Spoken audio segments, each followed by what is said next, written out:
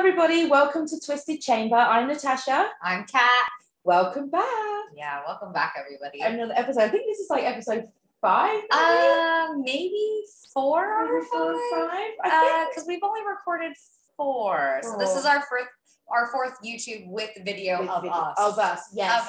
Of us. We have other ones that are just audio. Yes. When we first got started during lockdown. So those are all on YouTube. Twisted Chamber at youtube.com. Yep. Yes. Very true. We're also on Instagram. Yes. Twisted Go Chamber. ahead and give us a follow. Yep. Please do. Much appreciated. You will see inside bits, photos of the episodes as well, because obviously we can't really show clear images when we do recordings like this. So as part of an extension of our channel, we have our Instagram, which is like freaky. Yeah. So we'll show you pictures of the cases that we're talking about, or the missing person cases that we've had the last couple of episodes. If you watched it, we posted a lot about Brandon Swanson and things like that. So go ahead and give us a follow. I have the dog again. Sorry. Dot says hello to everybody. She says hi. Hi, the spooky dog. Right? Spooky dog. She might be. Yeah, she might. Very playful, but it's fine. It's fine. She wasn't that interested. She wasn't bad the last video. No, but she got a bit interested in between while editing. And doing whatever. So if she pokes her head up, just be like, hey, Dot. And apparently she likes my feet as a chew toy. Yeah, of course she does. We're trying to train that out. That's what we're trying to do. But she is cute. Yeah, she's very cute. Bad auntie. Yeah. So It's fine. She'll be okay. Yes. So what are we talking about today? Possession. Oh, okay. Possession? You know what? I'm skeptical on possession a little bit, as usual. Yes. Me, the skeptic. As normal. Because I feel like religious people are crazy sometimes. So I feel like an exaggeration is definitely, it could happen, people exaggerating, or people in the religious or religion. Okay. See, I told you guys. She's like near the plugs. Yeah, we're near plugs. Near plugs. It's safe. Yeah, so I feel like people that are religious, they can go OTT very quickly, and they ignore a lot of mental health issues sometimes because they think that it has to do with the Lord, and I'm skeptical. Okay. I'm skeptical. Okay. I'm 100% believer, as always. As always. I feel like that there are bad energies in this world, and with bad things they like to manipulate people, manipulate the good, I feel like that why can't there be possession? Like, there's so many other things, ghosts and so many other things, that why can't there be a possession that's actually...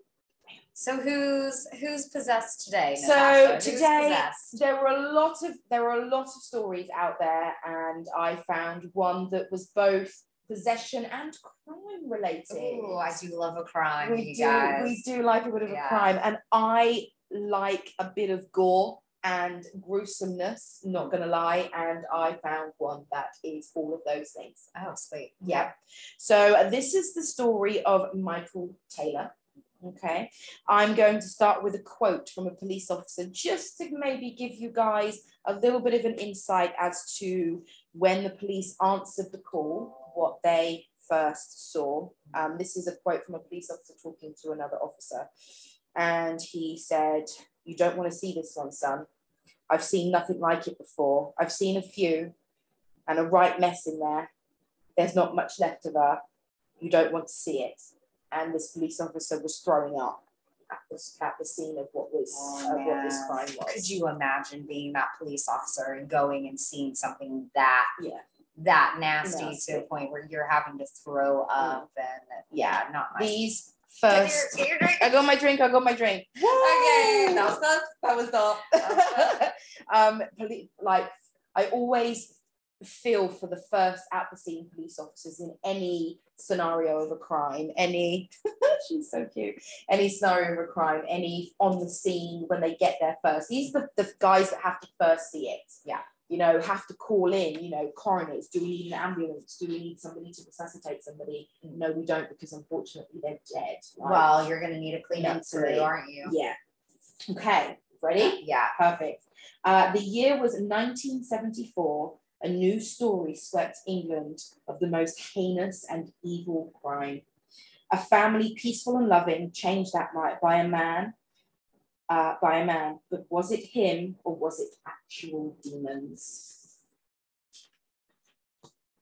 A loving family man, Michael Taylor was. He was married to his wife, Christine, and they had 5 children and a beautiful little dog.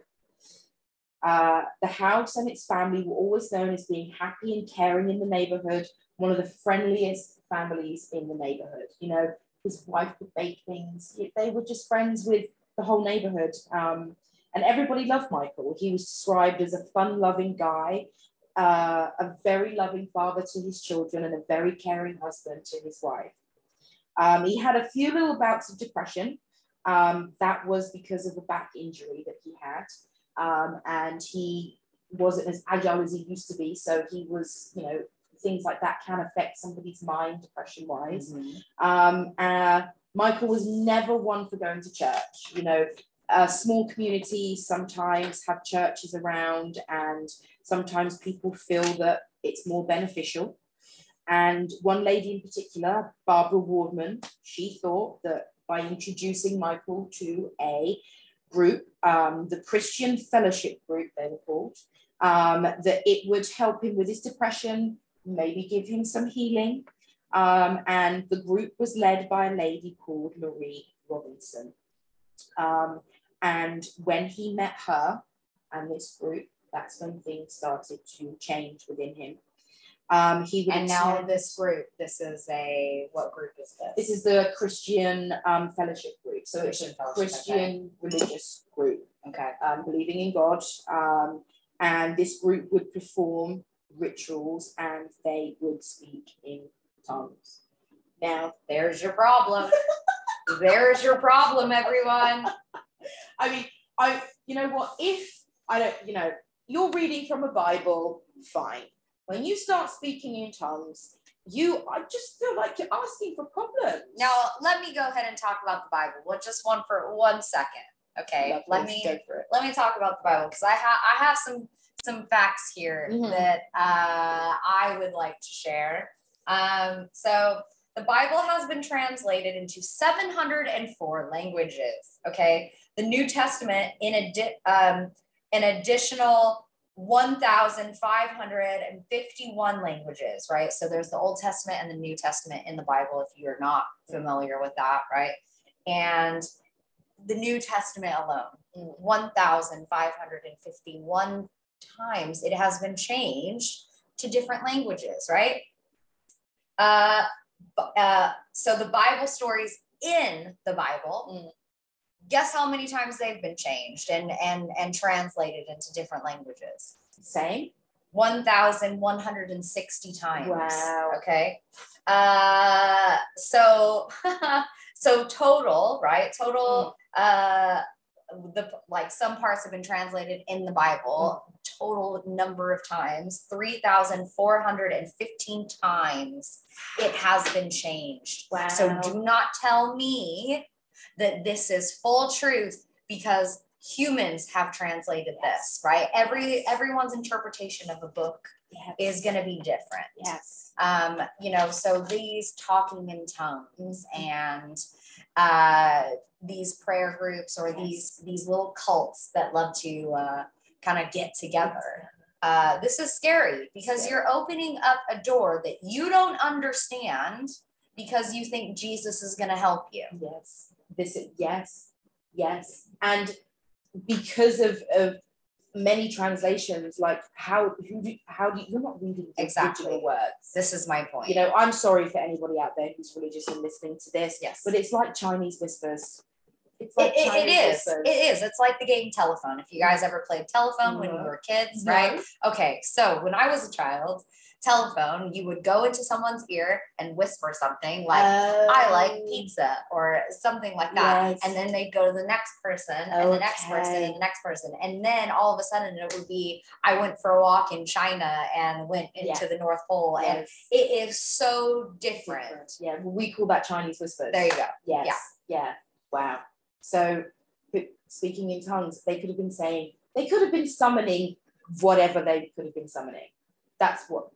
Yeah, but also some people believe that they speak in tongues, but they're not actually speaking in tongues. What they're doing is drawing drama and attention to themselves. Yes. Because they're liars and they're compulsive liars. Yes. And they want to look like they're religious and they're getting touched by some spirit, right? But no, you haven't been touched by a spirit. Well, have you? No, you're just,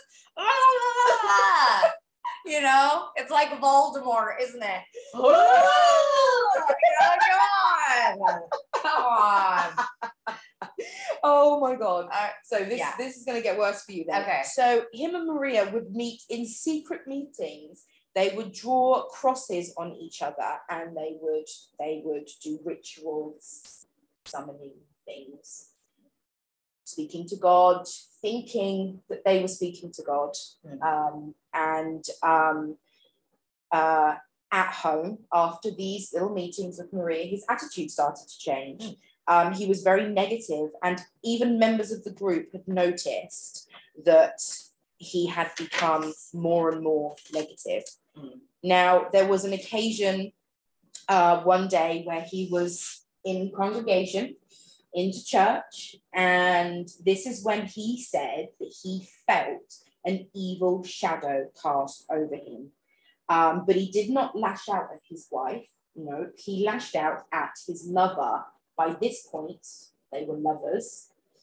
So Maria, who is the cult leader. Yeah. So he has now had an affair with the cult leader. Yes. Oh, what a surprise. Oh, yes. What a surprise. Always. So he didn't lash out at his wife. He lashed out at Maria. They said he started screaming and speaking in tongues at her. She started speaking in tongues back. And they were having this two-way little screaming session. Now, if it was demonic, which by this point in my head, they've gone from being a religious pair and a religious group to now doing summoning rituals and dealing and delving in stuff that they don't really have any real knowledge of, in my opinion. Well, they don't have knowledge of it. And also that's not what they technically are supposed to believe in. Yes. So yeah, cult.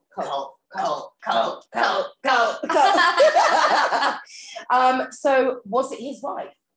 Did his wife curse him? Or was it Maria? Did Maria curse him and somehow, to make it look like it wasn't her, during this congregation, she made him lash out at her so that she looked innocent, right? But the next day, Maria forgave him. Maria forgave the man that stood up in front of an entire congregation of her, through lack of a better term, disciples. And he would have embarrassed her, and he was angry and he was aggressive, and she stood there and took it, and then the next day she forgave him. She forgave him. So as the days and weeks went on, Michael never changed. In fact, he got a lot worse. He got, I am really sorry. Oh no. Oh, this is why we have a little tribe. I'm sorry. I'm visiting. And that was a whole sweep to one side. Right, let's fix that. Okay. Is that okay? Is that Perfect. good? That's good. Fine. Whatever. Apologies. It doesn't matter. It's Continue. fine. His behavior got a lot worse. And after a few weeks, somebody had basically reached out to the church and reached out to Rome. And 2 ministers were sent. There was Father Peter Vincent and Reverend Raymond Smith, and they carried out an exorcism. So I have a question. I'm going to stop you right there, right? Yeah. Why is it a Christian fellowship group, right? Yeah. Has now called in the Catholics I may have got that wrong then. I may have got that wrong. Maybe it wasn't Romans. Romans? It definitely wouldn't have been the Romans. No, it's definitely not the Romans. No. I may have got that wrong. Then it might have just been their Christian leaders from there. I'm guessing that the Christians have a hierarchy of religious. No. The only ones that would be a hierarchy is the pastor within the church, which would have meant that if they were a tiny little church, which Christian Fellowship Group is, yes, they would have a pastor within the church. Oh, okay. So if it was Maria would have helped in this. No, she didn't. So whoever these two gentlemen, from when I was reading and doing my research, to me seem like they come from a hierarchy. So maybe it was another church group within the cult, though. Within as well. the cult, yeah. So maybe it was another. Maybe actually the Christian Fellowship. Maybe it's bigger than maybe that. Maybe it's a whole cult. Yeah, it is definitely. Yeah. So on midnight on the 5th of October 1974, they carried out the exorcism. Okay. Now, I'm sorry, but the reports were that there was convulsions, fits, scratching, biting. Languages coming out of his mouth and all of this. Now, is everybody who is possessed and needs an exorcism, are they all Oscar-winning performers? Like, can you act that out for 8 hours? For 8 hours, can you, as a person who might be mentally disturbed or something, act out an entire scene for 8 hours of screaming? I'd get bored after like half an hour. I don't think it would be acting out, but I also believe that mental health can have a massive play in someone who is a pastor or a preacher or a priest or whatever you are, and you're antagonizing a mentally ill person for 8 hours. What do you expect them to do? What do you expect them to do? That's very true. They are going to claw at you because they want you to stop. Yes, which is true, which is very true. Yes. So in this, during the exorcism, they found 40 demons inside of him.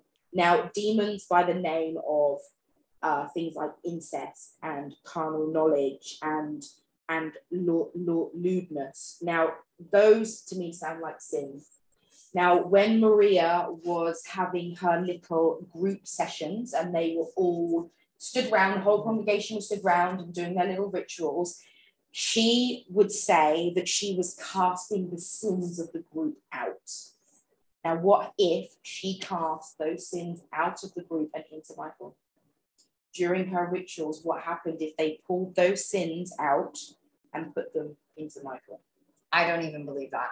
Okay. There's no way. Okay. There's no way you can pull out of sins out of another human being and go, spill it on this. You know what I mean? Come on.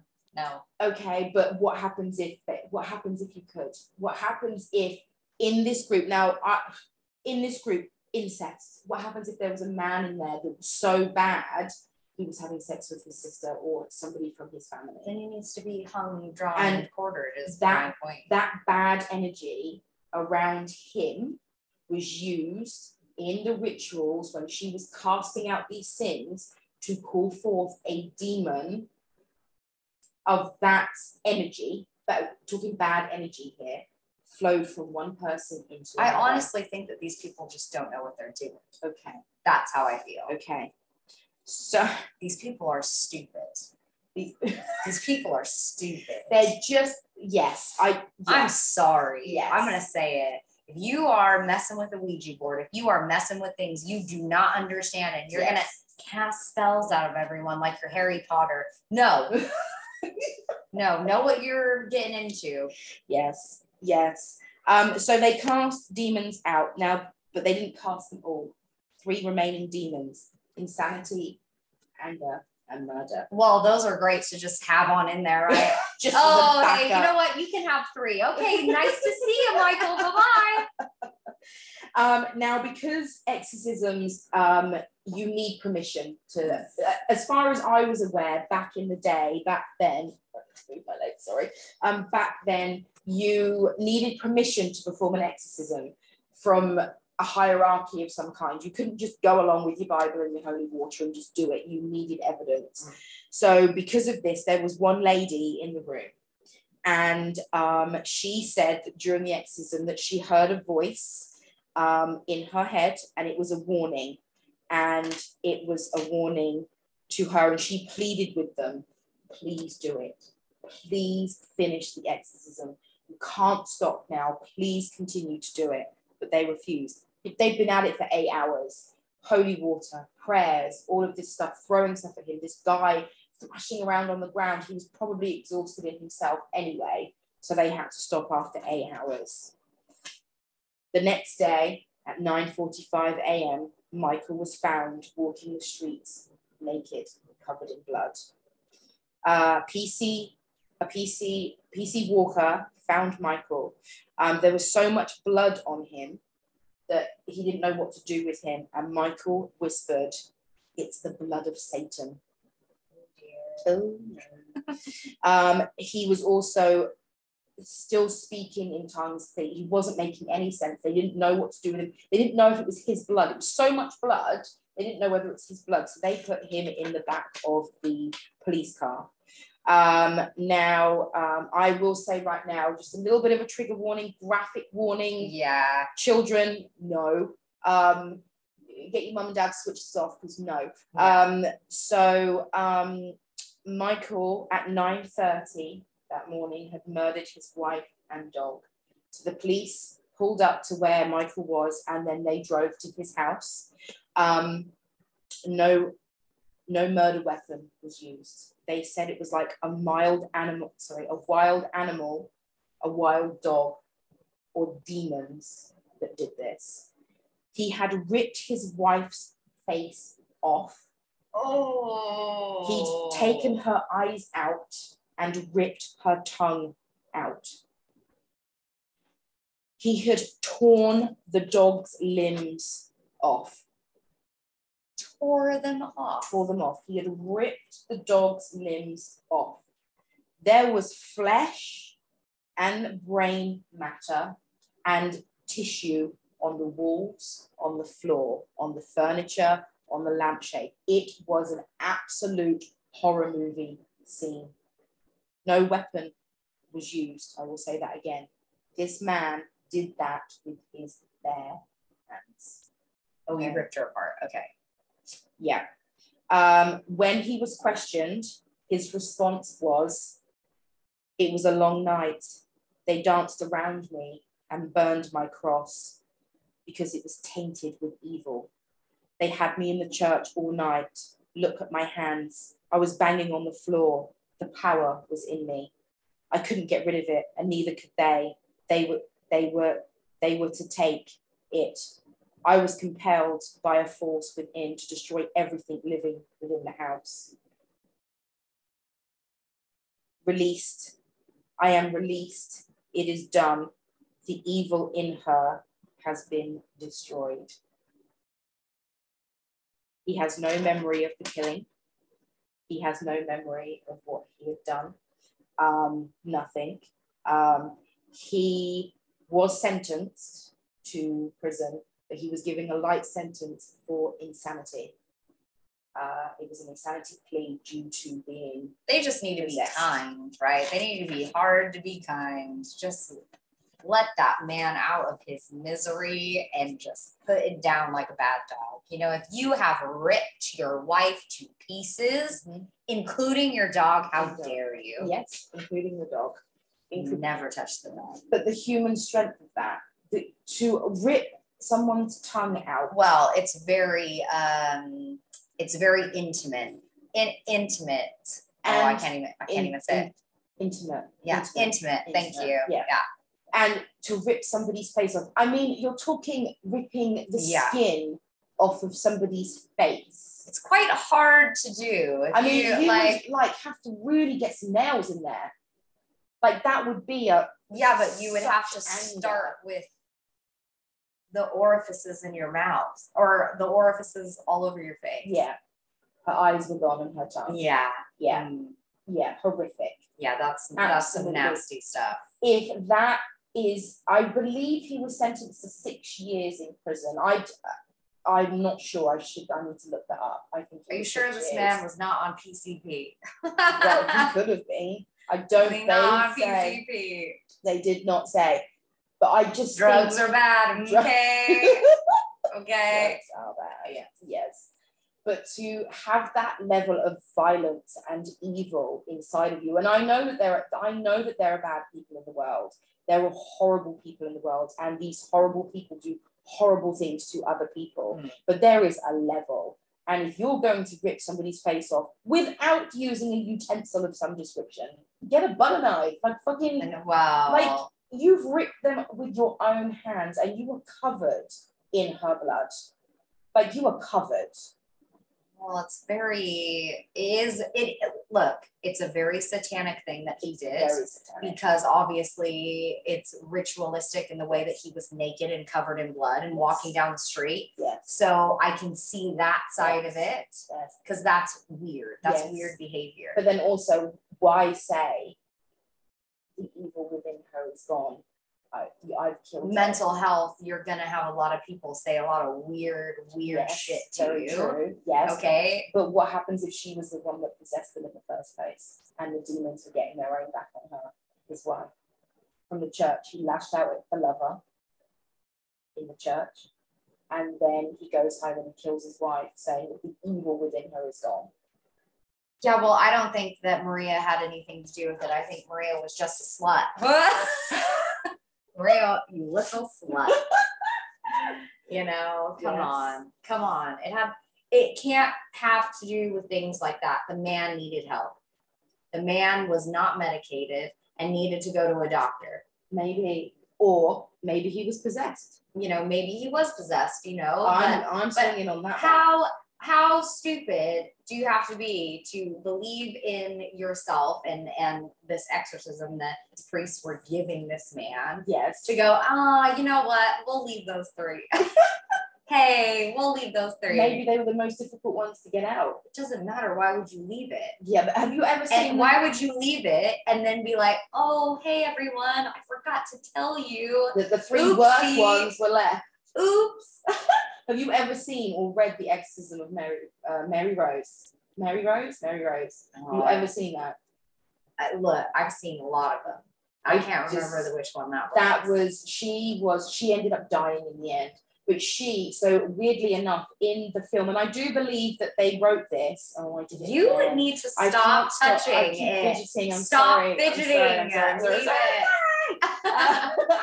So at the time of her trial, one of the people was testifying, and I think it was the priest that was testifying. And later that day, because the demons in her basically had said that everyone involved is going to die.